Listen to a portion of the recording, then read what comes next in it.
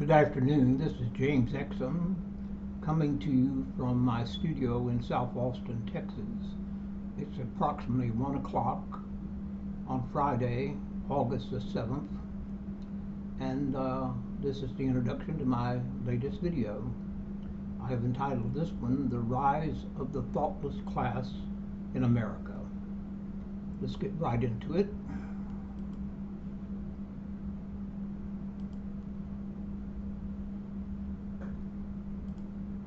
The Rise of the Thoughtless Class in America. James H. Exum / Sakshi. Austin, Texas. Copyrighted August 7th, 2026. All rights reserved.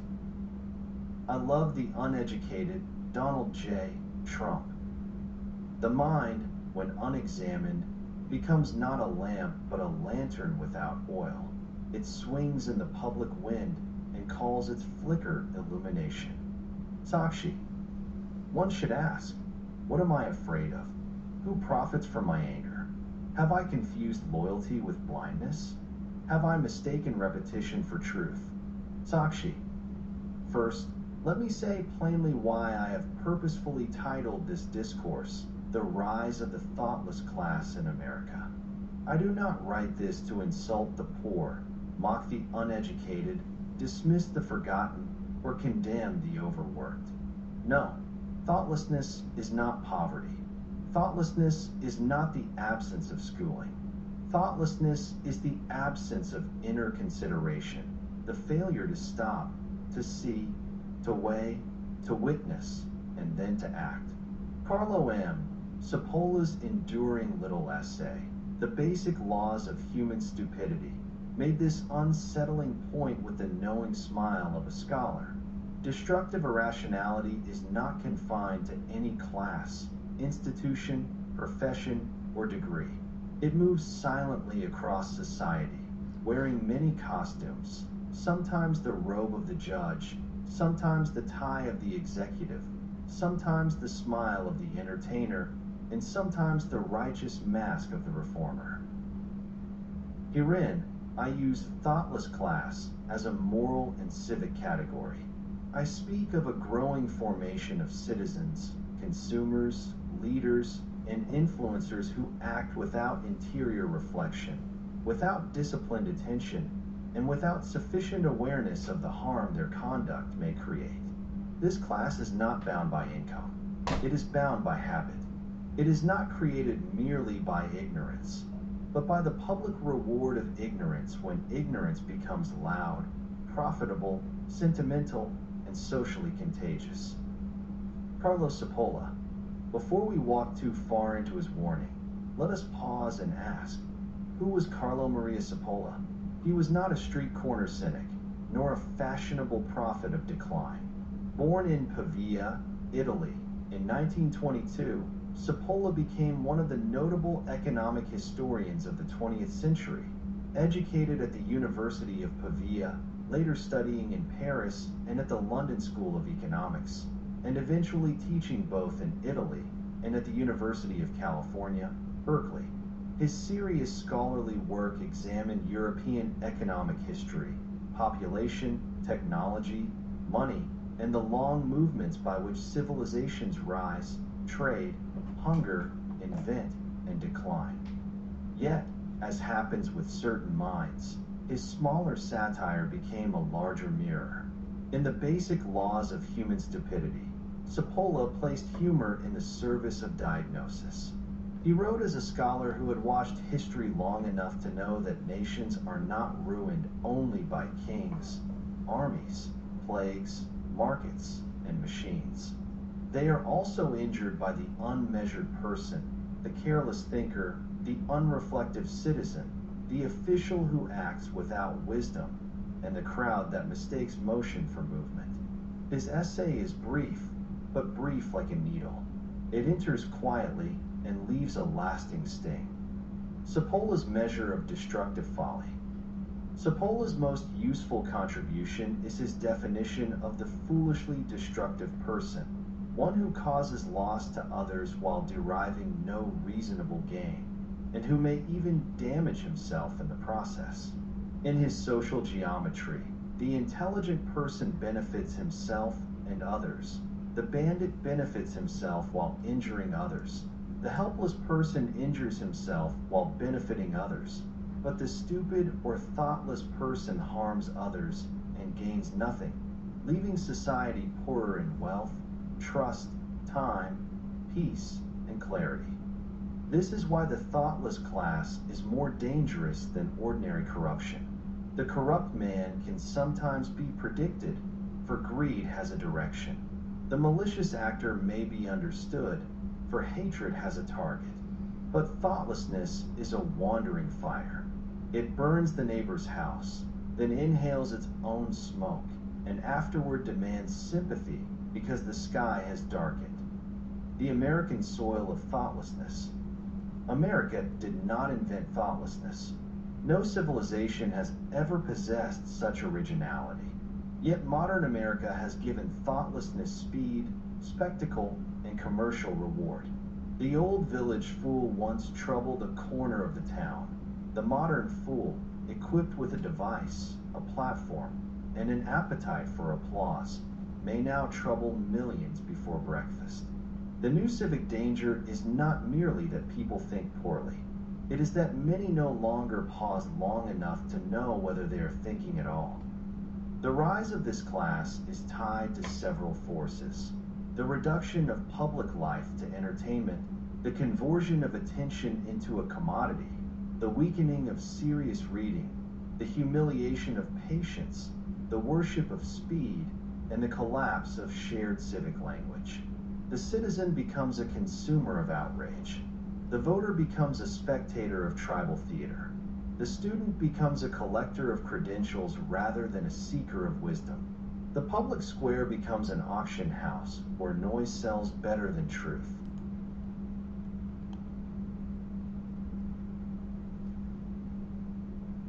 The narrator misread one word in the previous paragraph. It should have read, the rise of this class is not tied to several forces, the reduction of public life to entertainment, the conversion of attention into commodity.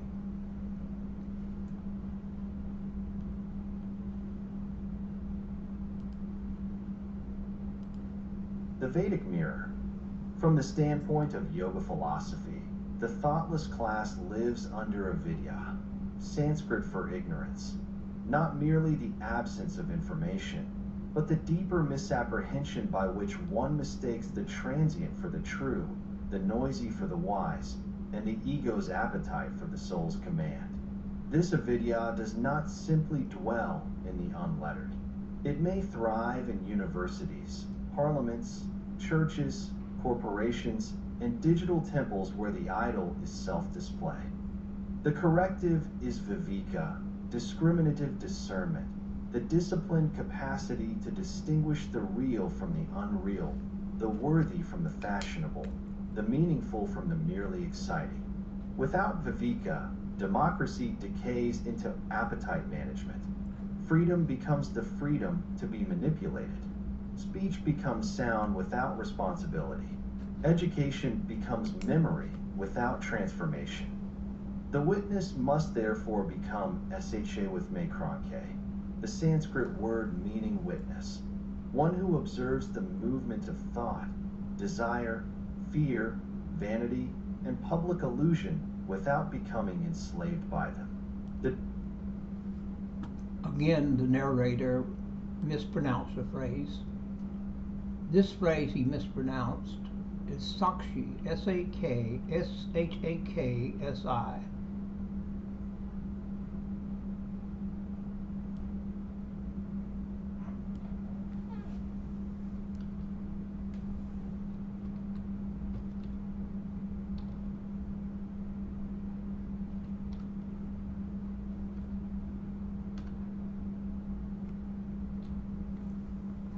I'll allow him to read that portion one more time. The witness must therefore become Shakshi, the Sanskrit word meaning witness. Again, he mispronounced it. The phrase, the word is Sakshi. The Sanskrit word meaning witness, one who observes the movement of thought, desire, fear, vanity, and public illusion without becoming enslaved by them. The true witness is not passive. To witness is to stand inwardly awake while the crowd runs toward the next mirage. Such witnessing is the beginning of civic sanity. The machinery of the thoughtless class. The machinery of thoughtlessness operates by repetition. A slogan is repeated until it resembles an idea. A suspicion is repeated until it resembles evidence. A prejudice is repeated until it resembles tradition. A lie is repeated until the tired citizen calls it one side of the story. Thus, the thoughtless class does not always appear as a mob. Often it appears as respectable exhaustion. People too hurried to examine, too distracted to remember, too entertained to object, and too proud to learn. In Sapola's language, such people become socially expensive. They waste time in institutions, degrade deliberation, spread needless fear, obstruct useful reforms, and generate crises nobody profits from except the demagogue who feeds on confusion. They are not always evil. Indeed, many are friendly, patriotic, charitable, and sincere. That is precisely the difficulty. Sincerity without thought can become a velvet glove over a broken instrument. America's civic karma. Every society produces karma, Sanskrit for action and its consequences. America's civic karma is now visible in the consequences of rewarding speed over depth, personality over principle, consumption over contemplation, and opinion over knowledge. If millions are trained to react before they reflect, then public life becomes a field of reflexes rather than a community of judgment. The solution cannot be mere scolding. No nation becomes thoughtful by being insulted into wisdom. The first remedy is restoration of attention. The second is reverence for learning. The third is moral patience. The fourth is civic humility. The fifth is the willingness to admit error before error becomes identity. In Vedic language, this is a movement towards sattva, the quality of clarity, balance, harmony, and illumination within nature and mind. Yogic thoughts and ways of dealing with thoughtlessness. Yoga does not ask the citizen to withdraw from the world in disgust, nor does it ask the seeker to become indifferent to public disorder. It asks first for mastery of the inner instrument. The mind that reacts instantly to every insult, rumor, fear, and spectacle becomes a servant of the very thoughtlessness it condemns. Therefore, the yogic answer begins with pause. Between impulse and speech, there must be breath.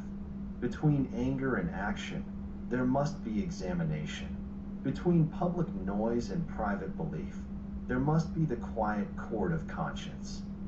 The ancient discipline of pratyahara, often described as the withdrawal of the senses from their scattered objects, has unusual relevance in the age of screens.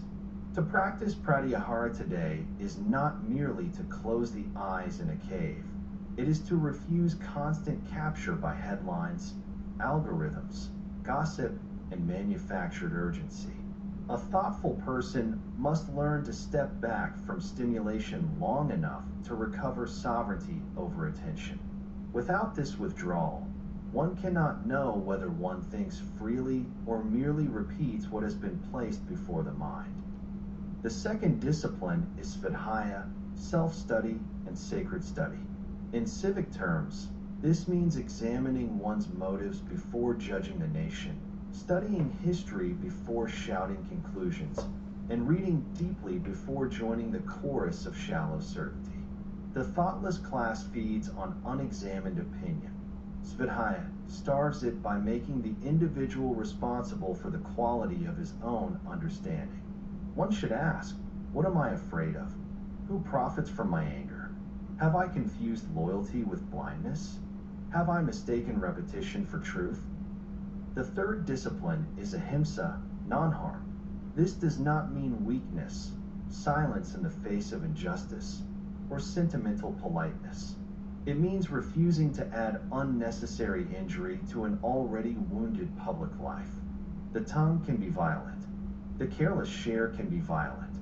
The public humiliation of another human being can be violent. To practice ahimsa in discourse is to speak truth without intoxication, to criticize without cruelty, and to remember that victory over another person's dignity is not wisdom. The fourth discipline is abhyasa, steady practice. A thoughtful society cannot be improvised during crisis. It must be practiced daily in small acts. Listening before answering, verifying before repeating, reading beyond one's tribe, admitting error without humiliation, teaching children to sit with silence, and honoring those who correct us rather than only those who flatter us. Thoughtfulness is not a mood. It is a discipline of attention repeated until it becomes character. Thus, to deal with the thoughtless class, one must not become its mirror image. One must resist with clarity rather than frenzy, with discernment rather than contempt, with courage rather than theatrical rage. The yogic citizen becomes firm but not frantic, compassionate but not naive, inwardly quiet but outwardly responsible. He does not surrender the republic to noise, yet neither does he allow noise to colonize his own soul. This is the practical work. Breathe, witness, study, verify, speak carefully, act responsibly, and return again and again to the luminous center where thought becomes conscience. And now the conclusion, the witness against the crowd. The thoughtless class rises wherever people surrender the sacred burden of inward examination. It rises when citizens prefer belonging to understanding, when leaders prefer applause to truth, when education forgets the soul of inquiry, and when technology multiplies impulse faster than conscience can awaken. Sapola warned, in satirical but serious form, that human stupidity is underestimated, unpredictable, and destructive beyond calculation. America now confronts this warning not as a European parlor joke, but as a national mirror. Therefore, let the reader become Sakshi, the witness. Let the mind cultivate viveka, discernment. Let society overcome avidya, ignorance. Let action be guided by conscious karma, responsible deeds and consequences, and let public life move, however slowly, towards sattva, clarity, and harmony. For no republic can long endure when thought becomes optional, and no soul, individual or national, can awaken while sleep is praised as freedom. And there it is, once again. I've provided my listeners and my viewers with my opinion on an important subject. I believe it to be an important subject, the rise of thoughtlessness, the thoughtless class in America. Thank you for listening, and I hope you will visit my other videos and gather knowledge from those if you so desire. Now I will say goodbye to you, and remember, be good to yourself, be good to others, and be good to strangers.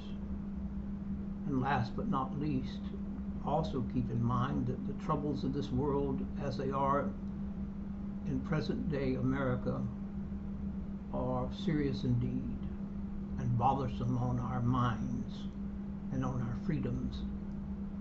But the old saying says, and I shall quote it for you, this too shall pass.